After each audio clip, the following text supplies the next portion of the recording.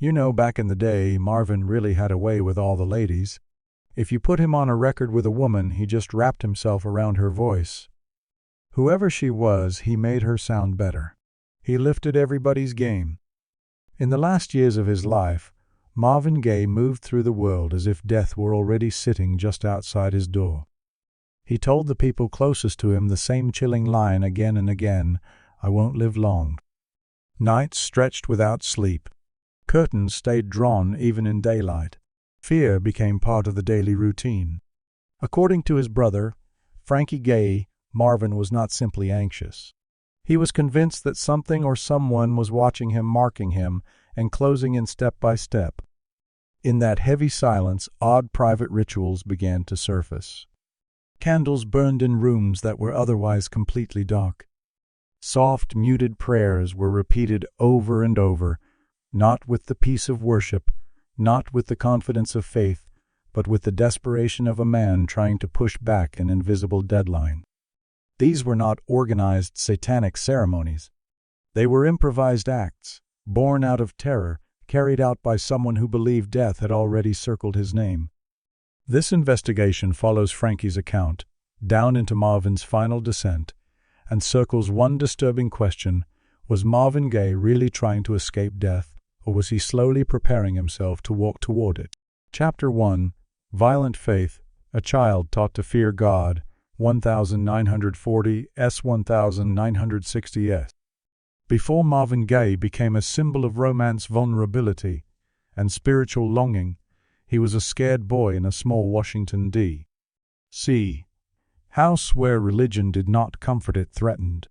Marvin was born on April 2, 1939, into a family ruled by strict faith and unpredictable rage. From the sidewalk, the Gaye household looked devout and disciplined. Inside it was a place where scripture and punishment shared the same breath, and where fear learned to hide behind the word God. His father, Marvin Gaye, was an authoritarian minister in the House of God, a Pentecostal denomination known for rigid moral codes. In the pulpit and at home, he preached obedience, purity, and divine judgment. But those principles were not passed down with patience. They were enforced with physical violence. According to multiple family accounts, discipline in the Gaye house meant beatings, swift, severe, and justified as spiritual correction. As a child, Marvin learned early that faith was not a safe place to run to. It was a test he could fail at any moment. Frankie Gaye later described images that never left his mind: Marvin praying alone in corners of the house, Marvin singing hymns under his breath, not with joy, but with dread, Marvin flinching at the slightest rise in his father's voice, convinced that any misstep, real or imagined, would bring punishment. He believed God was always watching, Frankie said years later, and not in a loving way. In that environment, fearing God did not mean reverence. It meant survival. The beatings were not random outbursts. They followed a pattern. Marvin Gaye Sr. believed he was saving his son's soul. Each blow was framed as duty, each bruise as a lesson. Obedience meant safety. Fear was proof that the lesson had landed. Over time, Marvin internalized this brutal logic.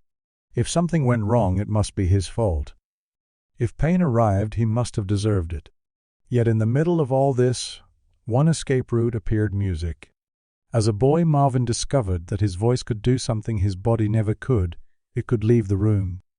Singing in church gave him temporary protection. When he sang, the house grew quieter. When he sang, his father listened. Music became both a shield and an offering, a way to earn short-lived mercy. But even this gift carried its own chains. Marvin Gaye Sr. encouraged his son's singing not as self-expression, but as service. Talent wasn't treated like a blessing.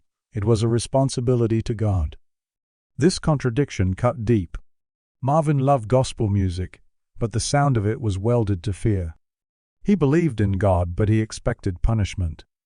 He prayed often, but his hands shook. Frankie would later say, Marvin prayed like someone trying to avoid something, not like someone asking for help. As Marvin stepped into adolescence in the 1950, the tension grew sharper. Puberty brought curiosity, desire, and emotion, everything his father's doctrine condemned. Any sign of sexuality was labeled corruption. Any drift from rigid holiness provoked rage. Marvin began to see his own body as a problem, a walking source of sin waiting to be discovered. That fear followed him everywhere. At school he stayed withdrawn, guarded. At church he was celebrated for his voice, but closely watched. At home there was no such thing as true safety. Over time, Marvin developed what modern psychologists might describe as early signs of chronic anxiety. He became hypervigilant, always scanning for danger. Sudden noises made him jump. Confrontation terrified him. Worst of all, he began to believe that punishment was inevitable. God in Marvin's mind was no longer a protector. He was a sleepless judge. Frankie remembered nights that captured this perfectly. Marvin would wake up in the dark convinced he had done something wrong, unable to name what it was. He would fall into frantic, repetitive prayers begging for forgiveness without even knowing the specific sin. He thought if he didn't pray enough, something bad would happen, Frankie said. And if something bad happened, it meant he hadn't prayed right. Fear. Prayer. Brief relief. Fear again. That loop became the engine of Marvin's inner life. By the late 1950s and early 1960s, Marvin began to physically leave home, but the damage stayed strapped to his back. He joined the Air Force briefly, clashing with authority and rigid structure. He drifted toward music scenes where spirituality seemed looser, more alive, less punishing. And yet, even as his career slowly formed, the inner conflict never healed. Faith still lived inside him, but it was split, half devotion, half terror. This matters because it explains what came later. When Marvin Gaye faced serious pressure as an adult, failure, loss, addiction, public conflict, his mind returned to the frame it had been given as a child. If something terrible was happening, he believed it was because he was being punished. If danger felt close, judgment must be on its way. And if judgment was coming, he needed to prepare. Frankie would later say something that still chills listeners. When Marvin was scared, he didn't think like a grown man. He thought like that frightened kid again. That child never really left him. The violent faith of Marvin's upbringing did not vanish when he became famous. It hid under the applause. It waited beneath the records, beneath the interviews, beneath the image of a man who sang about mercy and love. And when his life began to fracture decades later, that early equation, God equals fear, punishment equals destiny, came roaring back, turning prayer into ritual belief, into obsession, and anxiety into full-blown paranoia. This chapter is not about attacking religion. It is about showing how faith delivered through violence can break a mind in ways that stay hidden for years. Marvin Gaye was taught that love comes with pain, that God speaks through punishment, and that safety never lasts. Those lessons became the foundation of his inner world. And once that foundation cracked, everything built on top of it started to fall. Before Marvin feared death, he feared God. Before he feared God, he feared his father. And long before the midnight rituals, the paranoia, and the final gunshots, there was a boy kneeling in silence, praying as if he was already condemned. Scandals, financial collapse, and the rise of paranoia, 1978, 1981. By 1978, Marvin Gaye's public image still looked like victory.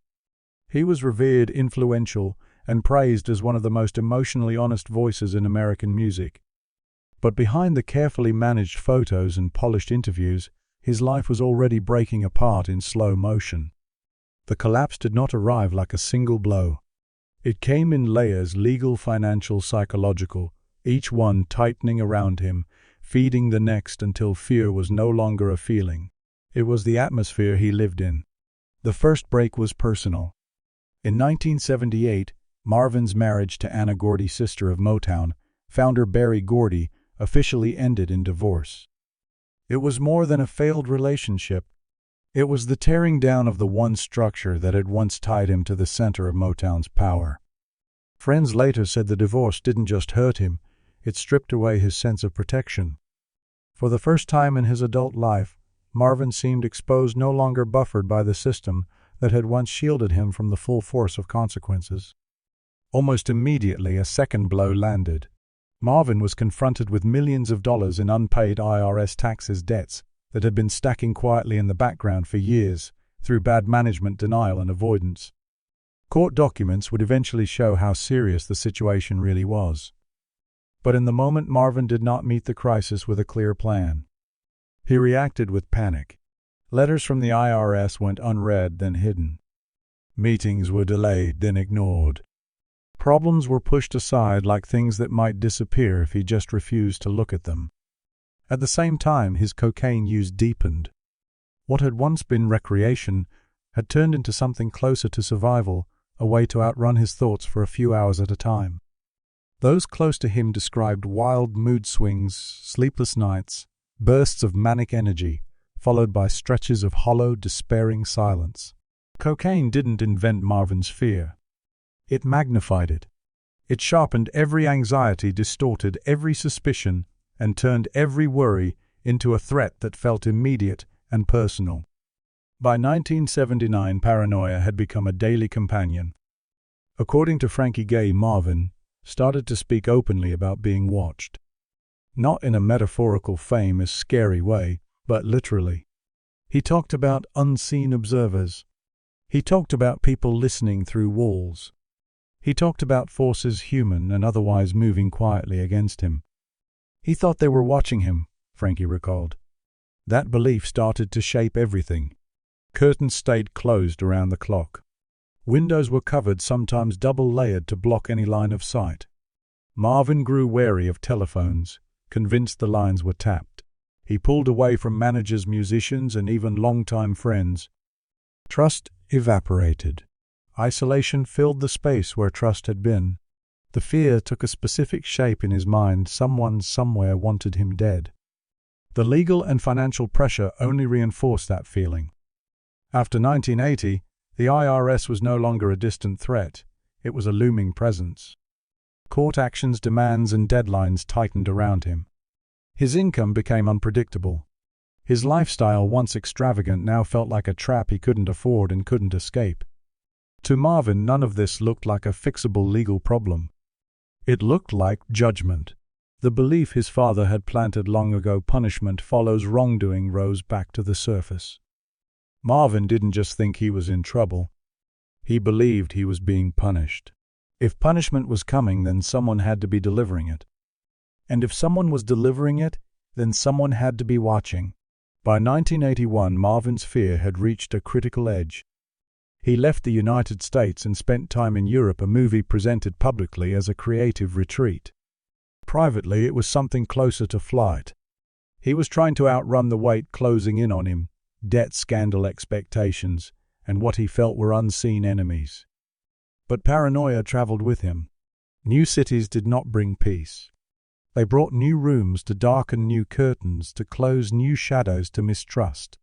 The sense that danger was everywhere didn't fade. It grew more convincing. Frankie later said Marvin began to connect everything back to himself. Every setback felt personal. Every delay, every bad break felt intentional, like part of a design. And still, the cocaine stayed. It gave brief bursts of bravado followed by deeper crashes that left his mind fragile and exposed. Each cycle carved the fear a little deeper into him, leaving him more exhausted and more certain that something terrible was on its way. What makes this chapter especially haunting is how invisible it remained to the outside world. Marvin still released music. He still appeared composed when he had to.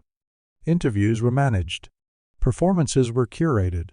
To the public, he was still Marvin Gaye, the elegant, soulful legend. In private, he was a man living in a shrinking world, haunted by threats he could not name and a guilt he could not shake. People around him noticed the changes. Band members whispered about his instability. Industry insiders knew about the drugs and the tax trouble. Yet, real mental health care never took root. Treatment was sporadic, incomplete, or filtered through the lens of image management. In that era, paranoia in artists was often written off as just drugs, just stress, or just the business. So Marvin was left to navigate it alone. The tax crisis weighed heavily on him, but not like a solvable problem. It sat on his conscience like a spiritual indictment. Debts weren't just money. To Marvin, they were proof of failure, proof of wrongdoing, proof that judgment was deserved. And when you already believe you're being judged, every knock at the door sounds like a sentence being delivered. By the early 1980s, Marvin Gaye was no longer simply a superstar under pressure. He had become a man living inside a mind where danger was always present, where punishment was always coming, and where the only constant was fear. The windows stayed covered. The guns started to appear. Sleep was rare and fractured. Beneath the music, beneath the icon, a new pattern was forming, one that would eventually turn prayer into ritual and fear into the script for his final days. Satanic rituals, rites of desperation, 1982, 1983.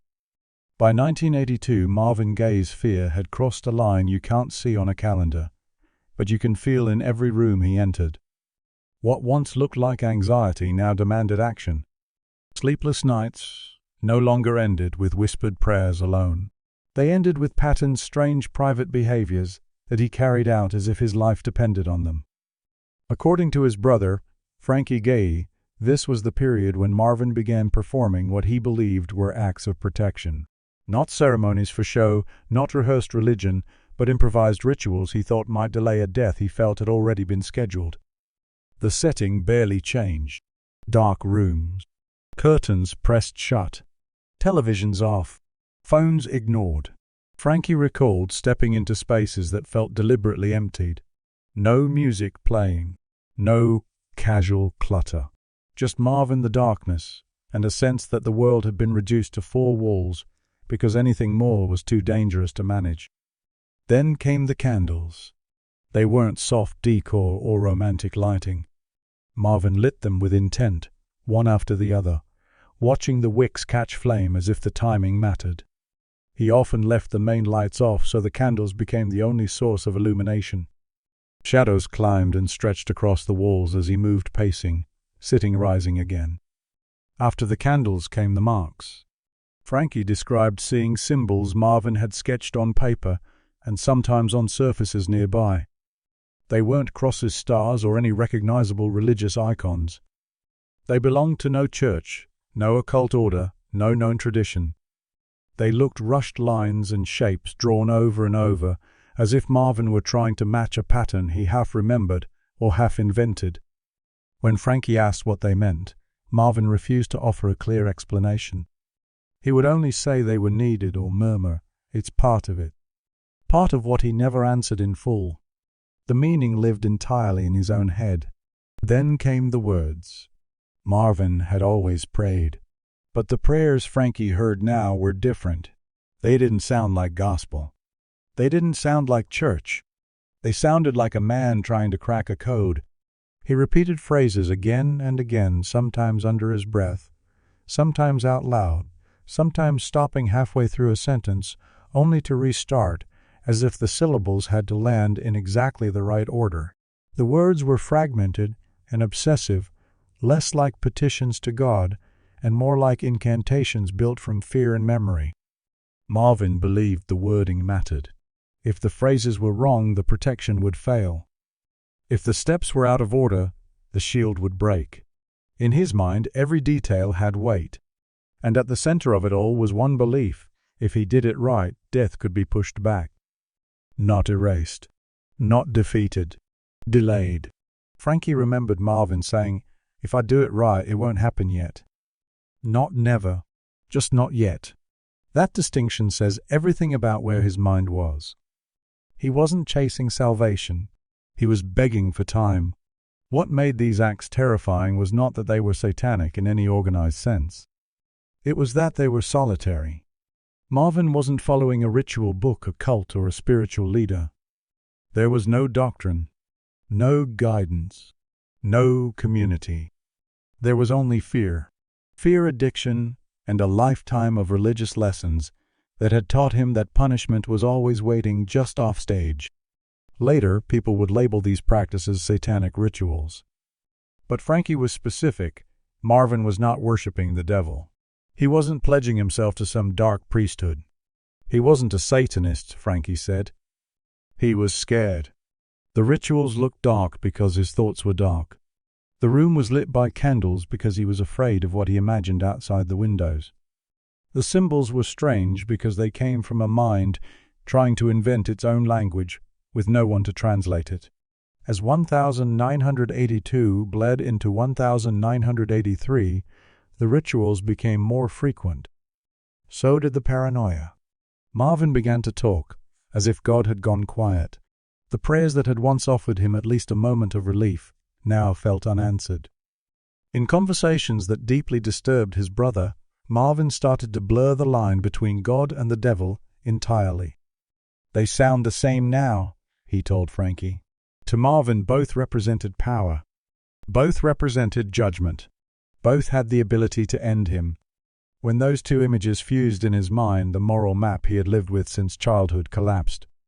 Faith, which had once been harsh but stable, turned into something shapeless, hopeless, and threatening from every side. This collapse showed up in the way he moved through his nights. The order of his actions mattered. The exact time he began mattered. Interruptions felt dangerous. If someone knocked, if a sound broke the silence, if he lost his place in the sequence, Marvin would become agitated, insisting he had to start the whole thing over. In his mind, a broken ritual meant broken protection. Outside those rooms, his relationships frayed. He trusted almost no one. Conversations were brief, controlled. He sidestepped direct questions. Even Frankie, the brother he leaned on most, sometimes felt held at arm's length. Marvin had convinced himself that speaking too openly could attract attention. And attention, in his logic, meant someone or something would take notice and move faster. The cocaine made everything worse. Stimulants kept him alert when he should have slept. They stretched the nights and sharpened every shadow. Sleep deprivation turned normal sounds into signals, random patterns into messages. Things that might have been shrugged off by a rested mind became evidence for his fears.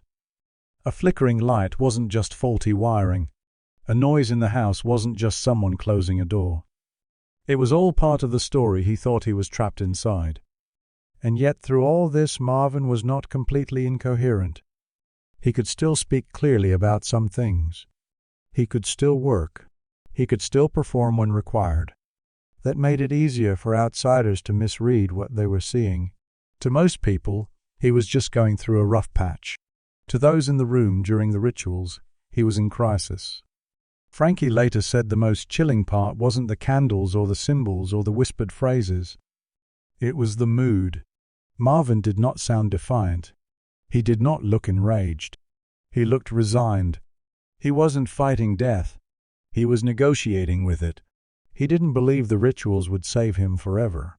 He believed they might let him breathe a little longer. A day, a week, a month. That is where the heartbreak sits. By the middle of 1983, the line between ritual and reality had almost completely blurred. Ordinary events became signs. Coincidences became warnings. Every new stress fed back into this private system of meaning he'd built. He performed the rituals because he felt danger nearby. Then he used the presence of danger to prove to himself that the rituals were necessary. A loop tightening. Frankie would later describe watching his brother in those months as watching someone drown slowly, not in water, but in fear. He thought if he followed the steps, he could stay alive a little longer, Frankie said. That's all he wanted, a little more time. This chapter is often misunderstood. From the outside, it might look like a story about satanic worship or deliberate evil. But up close, it's something far more tragic. A man raised to fear God. A mind never treated for trauma. A life crushed by scandal, debt, and addiction. The rituals weren't a doorway into darkness. They were a symptom of a darkness that had already been living inside him for years. By the end of 1983, those rituals changed again. They became slower, quieter, emptier. Less repetition, more silence. It was as if Marvin had stopped believing he could hold the door closed.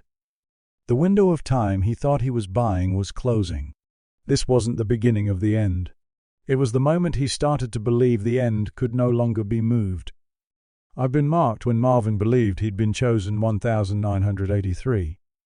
By 1983, something inside Marvin Gaye had shifted for good. The fear that once pushed him to resist a bargain, to perform desperate rituals in the dark, had hardened into something colder certainty. He stopped talking in maybe and if. According to Frankie Gaye, Marvin began speaking in verdicts.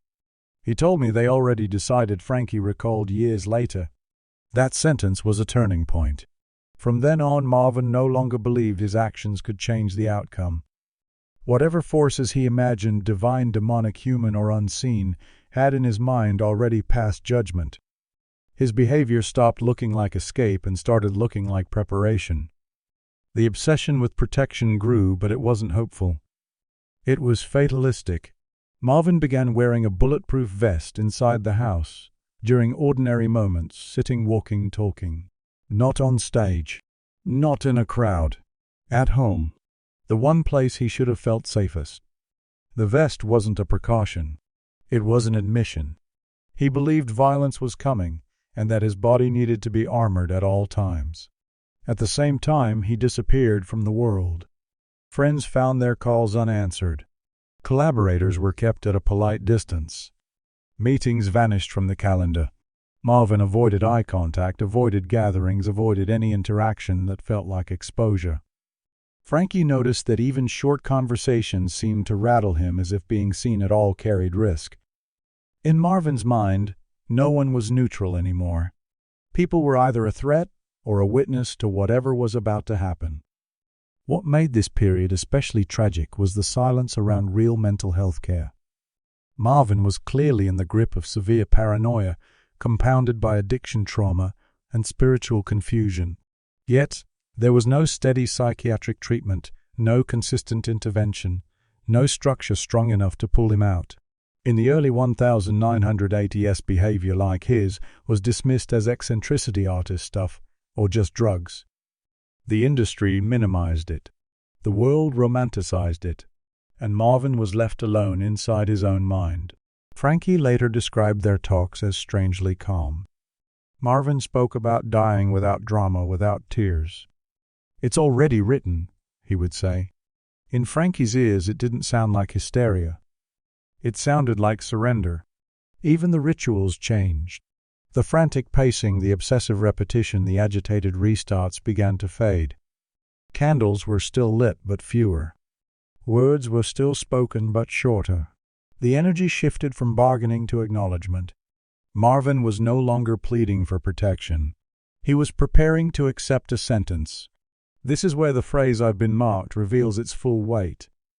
Marvin believed he had been singled out, not just for greatness, which he had already tasted, but for punishment. In his mind, the pieces of his life, IRS debts, drug use, broken relationships, rage, at his father, confused faith, merged into a single story. He was guilty. Judgment was due. That belief didn't make him violent. It made him passive. Frankie noticed Marvin stopped building any kind of future. He didn't talk about long-term plans. He didn't sketch out tours or years ahead.